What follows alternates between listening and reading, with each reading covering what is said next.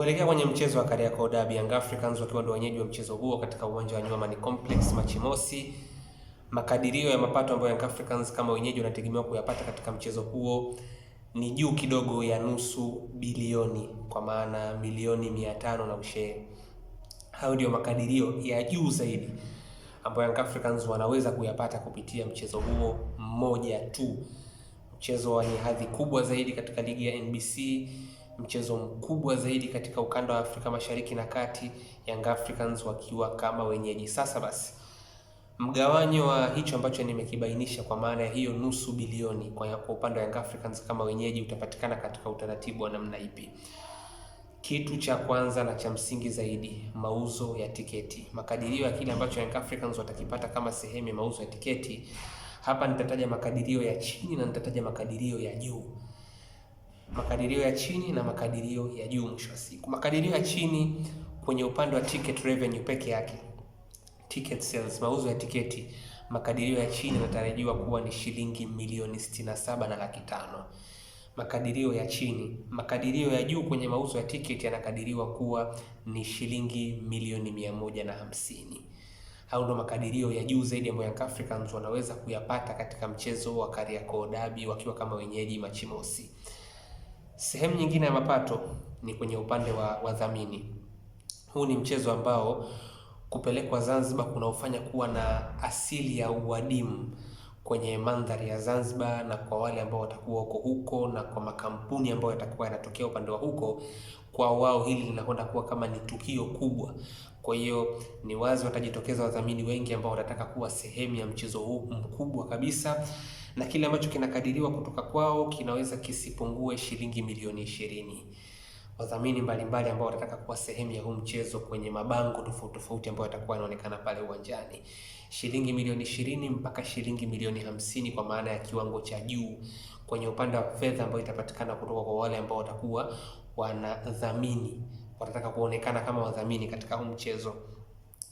Sehemu nyingine ambayo Young Africans watafanya biashara kubwa kwa niaba ya huu mchezo na itakuwa ni sehemu ya kuwaingizia wao mapato ni kwenye kuuza vifaa mbalimbali vya klabu. Kuuza vifaa mbalimbali vya klabu, hasa kama wataweza kutengeneza mazingira ya kuvifanya vionekane vinanasibiana zaidi na mazingira ya Zanzibar. Kuna biashara kubwa inaweza kufanyika hapo, na kwa uchache milioni 75 ni kiasi ambacho Young Africans wanaweza kukiingiza kwa uchache kutokana na mauzo ya vitu mbalimbali ambavyo vinahusiana na klabu yao, lakini makadirio ya juu ni shilingi milioni 100. Kisha kuna vifurushi maalum ambavyo Young Africans wanaweza kuviandaa kwa ajili ya mashabiki ambao watakuwa wanasafiri huku kwenda kule. Mwisho wa siku mchezo kwa kuwa unapigwa usiku mkubwa, 2:15 usiku, katika hali ya kawaida ni lazima halaiki yote ambayo itakuwa imesafiri ilale katika kisiwa cha Unguja. Waliosafiri wote kwa niaba ya huu mchezo watahitaji kupata malazi kwa niaba ya huu mchezo mwisho wa siku. Kwa hiyo hili ni eneo ambalo Young Africans pia wakiweza kulitilia maanani na kuliorganize vizuri, wakaona kwamba kuna umuhimu wa kujaribu kutengeneza hospitality package, VIP package kwa mashabiki fulani ambao tutawaunganishia vitu vingi, gharama za tiketi, mazingira ya kutizamia mchezo kwenye majukwaa pengine ya VIP, mazingira ya kulala, usafiri.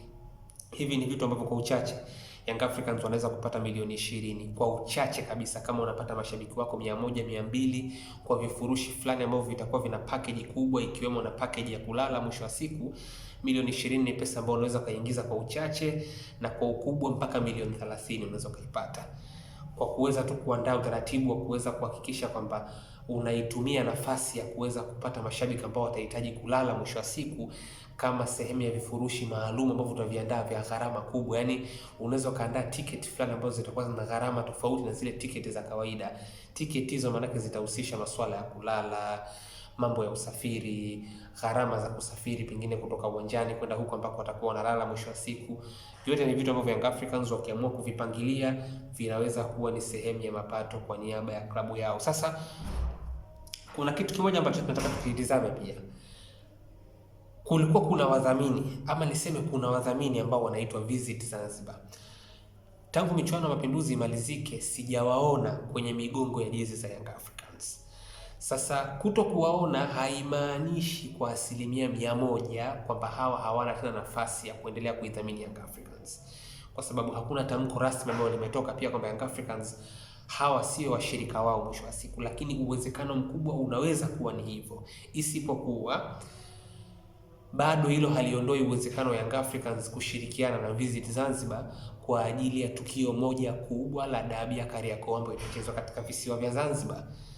Yaani ule uhusiano ambao ulikuwepo, ambao sasa hivi unaonekana ni kama vile pengine umefifia, hawaonekani kuwa nyuma ya migongo ya jezi za wachezaji wa Young Africans, na hata kwenye vikosi vinavyotolewa na Young Africans huoni kama wale ni sehemu ya wadhamini ambao wanakuwa listed mwisho wa siku. Lakini kwa sababu ya tukio moja kubwa la mchezo wa Kariakoo Derby, wanaweza kuja kushirikiana na Young Africans kwenye kuhakikisha kwamba wanatengeneza mazingira mazuri ya kuandaa vifurushi maalum kwa ajili ya hii mechi, kwamba wao wajaribu kutumia nafasi yao kujitangaza kupitia Young Africans, na Young Africans pia wakajikuta wanafaidika kutokana na exposure ambayo wataipata mwisho wa siku. Hii ni mechi ambayo inachezwa usiku.